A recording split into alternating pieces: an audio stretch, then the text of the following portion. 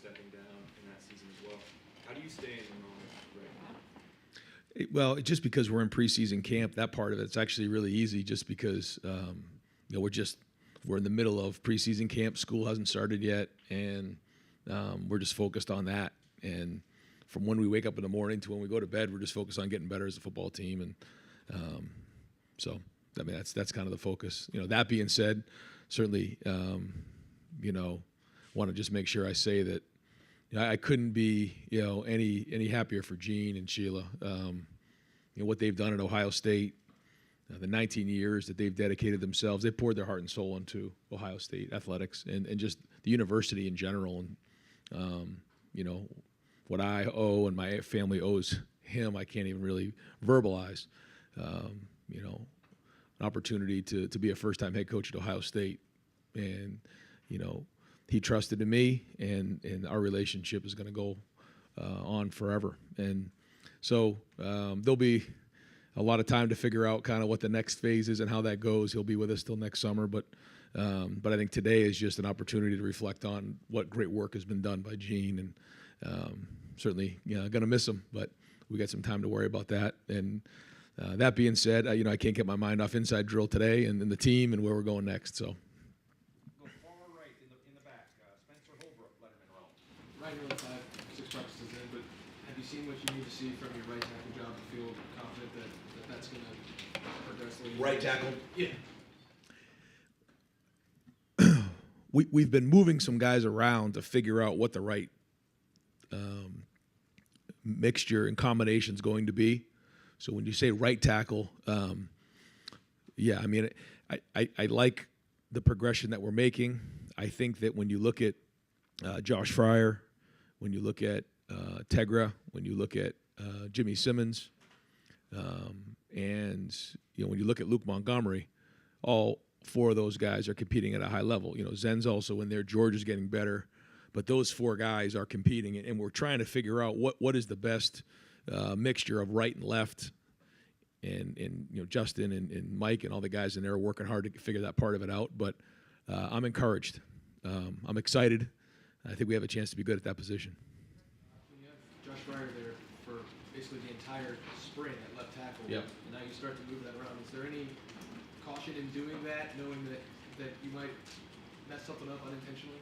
I mean, we always have to figure what the best five is and then where their best position will be. We've had guys that have swung before. You guys know that. And some guys it's easier than others. Josh has been able to kind of move back and forth pretty good, which really helps his value. Other guys, it's a little bit harder. But for the most part, all four of these guys are pretty athletic, and they're not really, too right-handed or left-handed, so they can handle it a little bit better. But we want to get settled here, by midweek here, end of this week, so that guys can kind of settle into those positions. But if we don't make those decisions now, it's going to be harder to make them in 2 weeks down the road. So those are the hard decisions that we've been talking through, and when we're evaluating, like literally as we speak. Fourth row middle, Pat Murphy, 24/7 Sports. Ryan, we talked to the safeties yesterday, and when we were out there the first day of practice, we saw that group of Sonny, Jihad, and Lathan. Coach Knowles seemed to like that group. Coach Eliano didn't want to, put anything in concrete. But what have you seen from that group that you like, and kind of the rest of the safety group? How is that shaping up? Today was the first day in pads for us, so this week is a huge evaluation because now it's football. Before it was just helmets and shoulder pads, and you're installing, and now you're starting to learn about the whole thing. I think the good thing is we have some good depth, so there's some really good competitions going on. I don't think anybody's won a position yet, but also we have some competitions within personnel groupings. So we have bigger groups and base, and then we also have nickel and dime and some different groupings. So you're seeing some guys have some opportunities to prove what they can do, and the more they can do, the more they can stay on the field. If you're limited in coverage or you're limited in the run fits, then you have to be taken out in certain personnel groupings. So we have some nickels that are competing. Cam Martinez is really, I thought he had a really good day today, probably his best day that I noticed. We'll have to see the film, but I thought that was really good. I think Sonny's had a great start. You can just see what he's doing. He's able to do a lot of stuff. Cody Simon has had a good first few days, and and then and Jordan Hancock as well. So I mean, there's a lot of guys that are kind of rotating through in that position, and we'll kind of see how it all shakes. Third row right, Tony Gervin, Buckeye Huddle. About Sonny, from the perspective of quarterback, play caller, coordinator, what would a guy like that, how would he affect your thinking at each level? Well, it depends on where he is. When he's playing the Bandit, that's a little bit of a different deal. When he moves over to, play the adjuster, that's different. If he moves over to the Sam, that's different. So the good news is he can move around and we can put him in different spots. And like you said, that's a little bit harder for the offense just because, a lot of teams would say, well, that guy is, a certain position and you know exactly where he's going to be. Sonny can move around and he can do a lot of different things. And anytime you can do that, just like on offense, it brings versatility. Like, for example, Xavier Johnson, is he a receiver? Is he a running back? You can see down the stretch how that played out. Well, it's the same thing on defense. The more things you can do, then the harder it is for the other side of the ball to identify what grouping's in the game. How do you balance what he can do with what he can't quite? The art of coaching right there, exactly. Letting them play fast, having enough scheme. The term I use is, you got to get really good at your fastball, and then you got to have a curveball and a changeup. But if you're throwing all curveballs and changeups, then your fastball is no good. They're just going to sit on it. So you got to get really good at your fastball, and then you only need a couple pitches. You have too many pitches, then you don't get good at your fastball. That's the best way I can describe it, and I think that's the art of coaching. Third row middle, Dan Hope, Lettermen Warriors. Ryan, Omari Abor put something on social media that he had a surgery. Just what happened to him, and what's his prognosis for getting back? Yeah, I don't know if I have an update on that. He did have a procedure. I don't know if I can get into all the details of that, but it's going to be, at least a couple months anyways, I guess, before he's back. And regarding just Oregon and Washington coming into the conference, what are your thoughts on that? What do you think they'll bring to the Big Ten? I honestly, it's like there's just so many things that are like higher on the priority list for me right now. Honestly, I've kind of deferred to Gene on those things, and I'll continue to do that and have conversations. But I think right now, like again, I can't keep my mind off inside drill and kind of what's going on in red zone today and that kind of stuff. Gene's been such a great leader for me, and certainly this first few years, kind of taking a lot of that stuff off my plate. It's just focus on the team, and that's kind of where my mind's at right now. Front row right, Austin Ward, Rivals, the podcast, 97.1. Ryan, Omari was probably maybe 4th or 5th down there on the depth chart. I don't know. That's the way you see it. You wanted to play maybe less guys, pare down the rotation a bit at defensive end. When you evaluate that group of on the edge that you have right now, how do you feel about it? Yeah, I feel okay because I feel like you got JT, Jack, Kenyatta, and then you're seeing Caden, Mitchell, really. Having a good camp, and you can see it. You guys will have an opportunity to, see a couple more practices. But, I think you'll just see the way that those guys are moving in their pads. You can see the way that they're running. You can see, early on in the season, I think you'll see some good production out of them. And we have some young guys coming up and trying to be creative about some other backup plans. But, if we can stay healthy in those positions and continue to grow, then we'll have what we need. Trying to decide what you want to do with the tackles, that you wanted to do that relatively quickly. Can you describe this next phase? Is the scrimmage Saturday? Yeah. And then you can still certainly change things throughout the month, but are you wanting to have a lot of decisions made coming out of Saturday? Some, for sure. Yeah. I think there'll be some direction at the very least. Guys start to pull away, and then but those competitions continue even into the season. But this week is a defining week for us for sure, and I think coming out of the weekend we'll have more of an idea where we're at.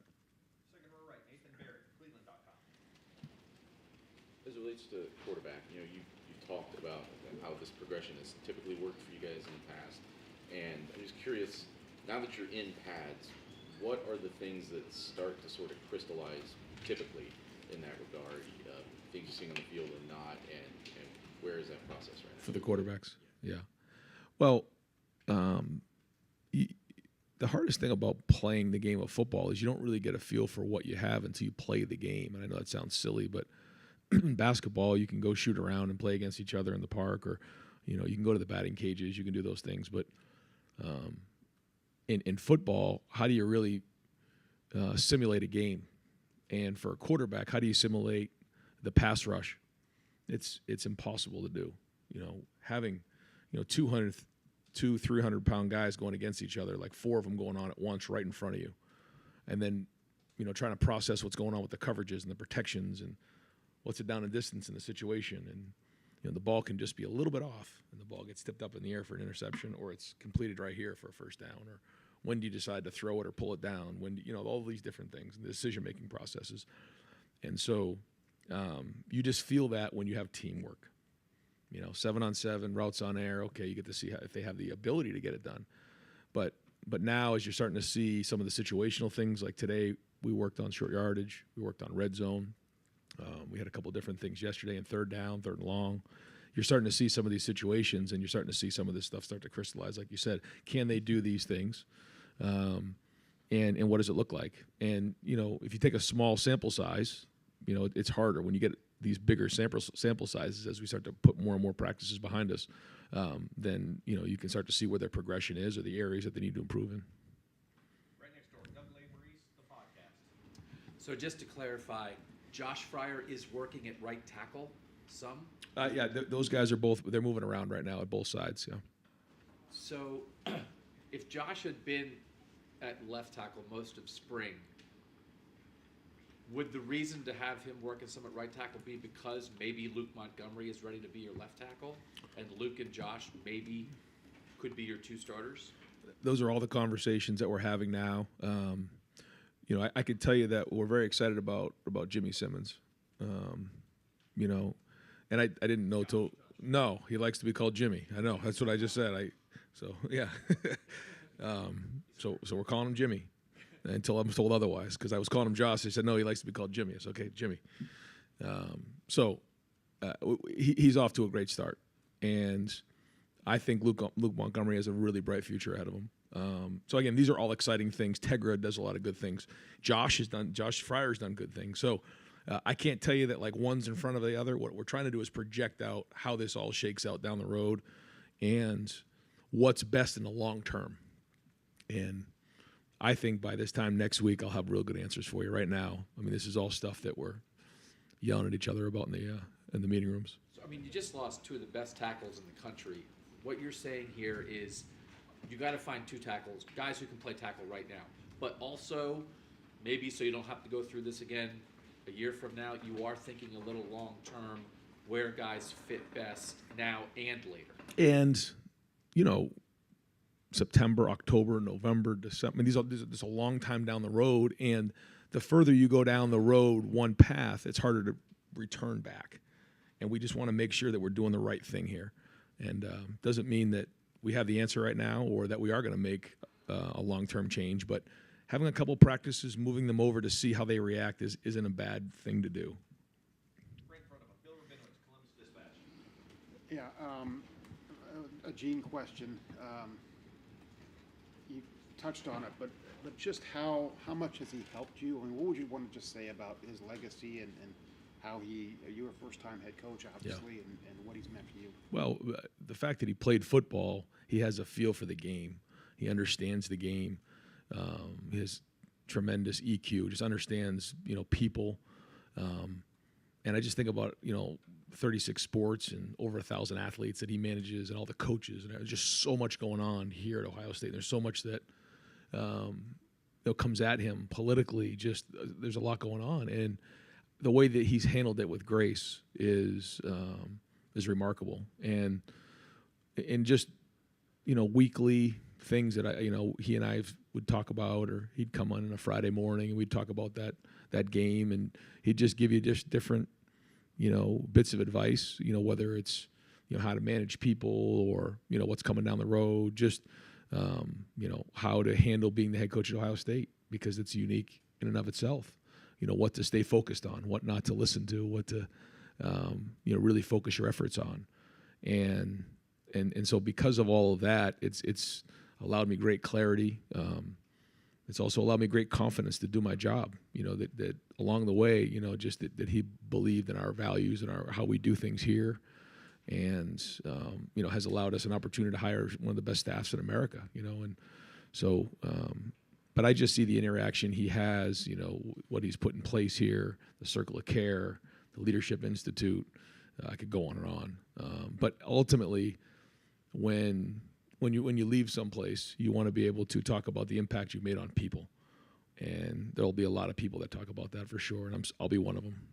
One question about the scrimmage, and a guy like Evan Pryor, who hasn't played until last year, obviously, really hadn't really played much in 4 years. How's he coming along, and how important is Saturday for guys like that? Well, it's funny you say that because I just getting off the field here, some guys flashed. I thought he flashed today. I thought he had a nice practice, so that was exciting to see him back. With the pads on, we were not tackling to the ground today. We had a tackling drill, but we didn't tackle guys to the ground. We will on Saturday, so that'll be great. But it was a physical practice, and he showed up. I thought he was moving good. I think he's getting his confidence back, coming back from the injury. As you know, he's a threat out of the backfield, running routes, but he's also, learning to really run the ball inside the tackles as well. So good to have that weapon. Right next door, Joey Kaufman, Columbus Dispatch. I know it's probably early for this, but any better sense on how you want to handle play calling, either the scrimmage or the season as we get more into things? No, nothing new yet. Figured I'd try.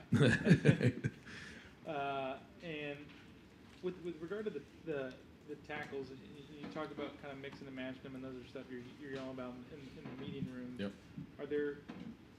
What are the for those four guys, like what are the traits you're like weighing in that? Like, is there one guy does really well that you like, or how are those kind of factors all weighing? Yeah, I don't know if I go through and compare all of them right now, but we need somebody that we can count on in protection to hold up against the best defensive ends in the country. That's the good news is they're going up against there's some really good ones every day in practice, so that's a good test. But they also got to have the toughness to be able to, not only handle what we do mentally, but throughout the whole season. So there has to be some resilience about them mentally, and then physically have the ability to athletically block the guys that we need to in the run game and the pass game, and have the length to be able to do that physically. I think for the most part, the guys who are there, they're built like tackles. Luke could probably play multiple positions. He's that athletic, but they all have the length to do it. And, they don't have necessarily the experience, and that's what we're trying to get in practice every day. But, yeah, we're looking for guys who are athletic enough, but also have the toughness to be able to do what we need to get done and win games in the fourth quarter and obviously the end of the season. Just one quick one. You mentioned Omari. How are you guys health-wise other than that? Okay. Yeah. Okay. Yeah. I mean, there's not, anything else right now that's noteworthy. There's a few things that come up, that are short term, but that's part of being at camp. Right next door, Tim May, on 3 Lettermen Row, the Tim May podcast. Show, whatever. Two quickies. Number one, when Gene came to you and said, Ryan, I want you to be our next head football coach, just in a nutshell, what did he lay out to you? What was that moment like? You understand what I'm saying? Because that was life-changing for you. It was. Well, it was unique just because of the situation in 18 and then the way it all played out. In 18, when he pointed at me, I thought he was pointing behind me, because I wasn't sure if he was talking about me or not. But then as things played out, there was a lot of people involved with that to help manage that and make that a successful situation. And then we had conversations leading up to that, at the end of that season, certainly with Urban and everything else. So, but I think for me it was that he believed in me as a person, and that was a big decision. And again, that's why I'm so grateful for it. But he obviously saw something and that instilled confidence in me to do my job. And the other thing, it's pretty interesting listening to you today, going through these defensive guys you're seeing rising and coming around, and you understand what I'm saying. I mean, are you liking this head coaching aspect of things instead of being a glorified offensive coordinator to a certain extent? I mean, what are you getting most? What have you gotten most out of it, even this past week?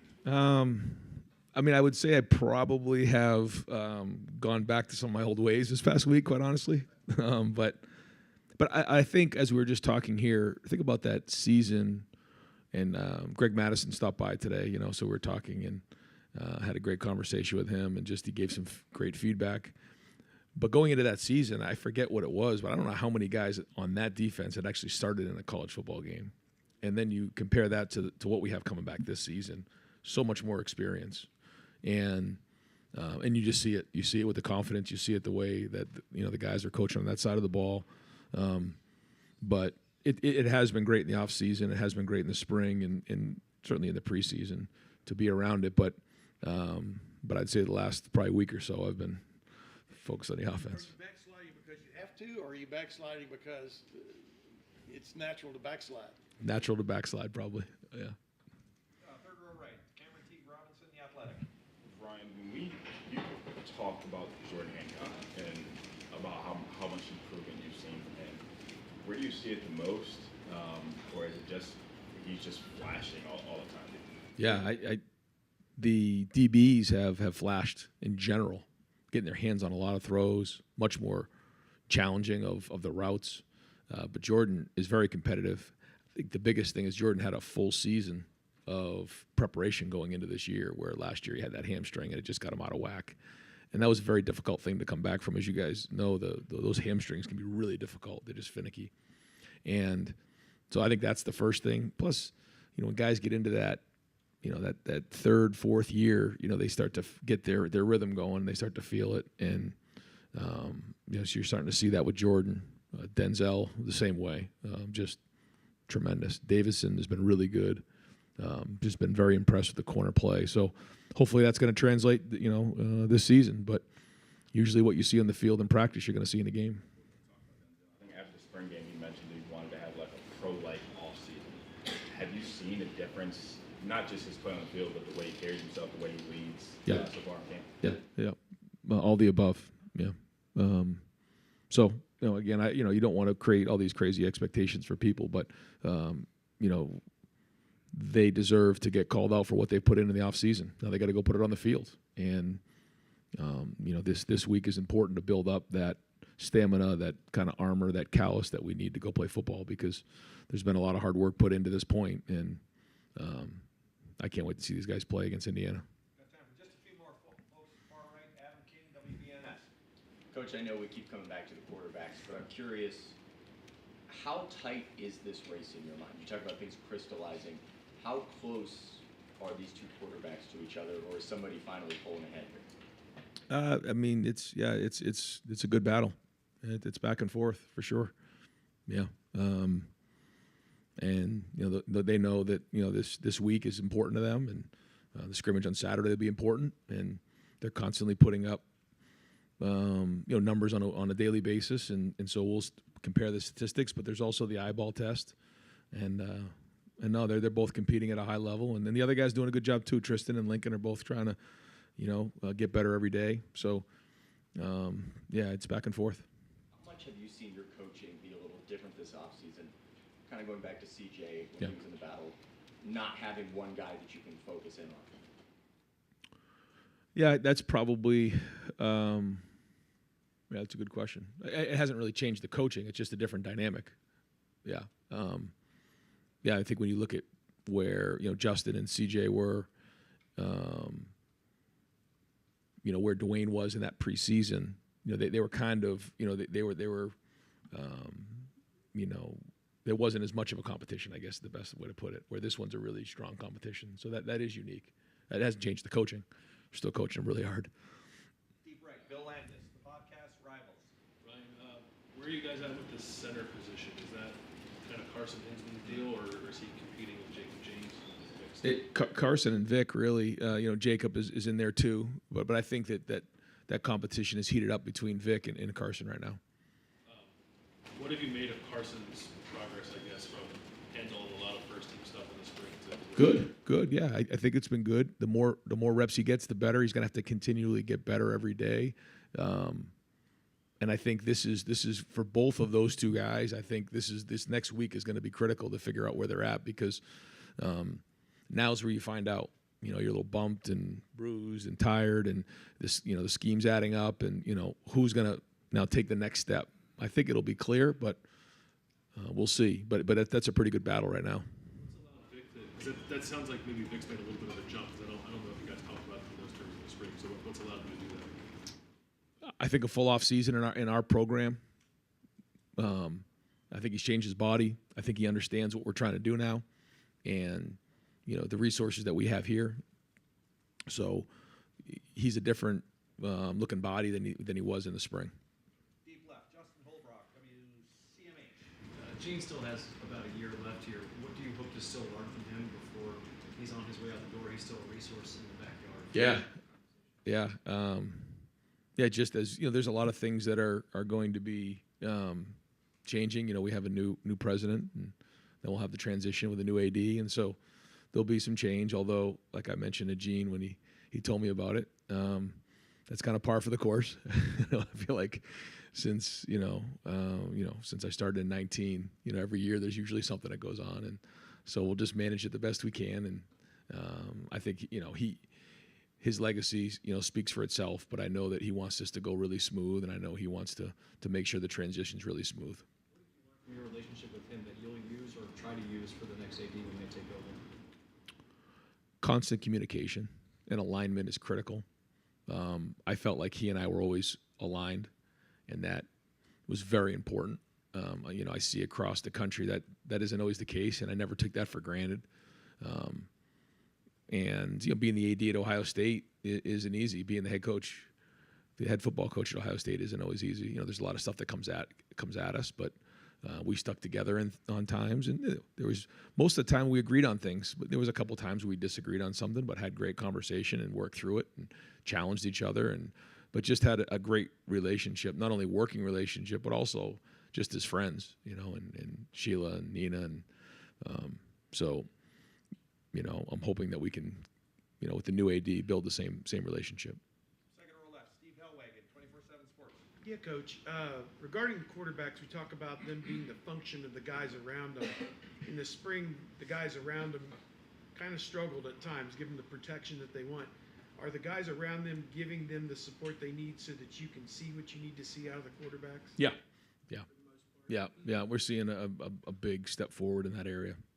Other question I got: how involved do you want to be in the selection of both the new president and the new athletic director, if at all? I mean, you got to have somebody that you feel comfortable with, I would think. Yeah, I mean that decision won't be made by me, but we have great people here, and they'll do what's best for Ohio State. And I know Gene certainly will have his hand, at least give. I'm sure they'll ask his input on things, and I trust that they're going to make a great decision. We have great people on the board to make decisions like that. I got to coach the football team. Final questions, second row middle, Stephen Means, Cleveland.com. With Jordan, even last year, it felt like the way you guys talked about him, something was clearly missing from that secondary when he was gone. Yeah. Just what does he bring to that secondary, and what was missing last year that maybe he would have added? There's a competitiveness to it. There's also a depth part to it.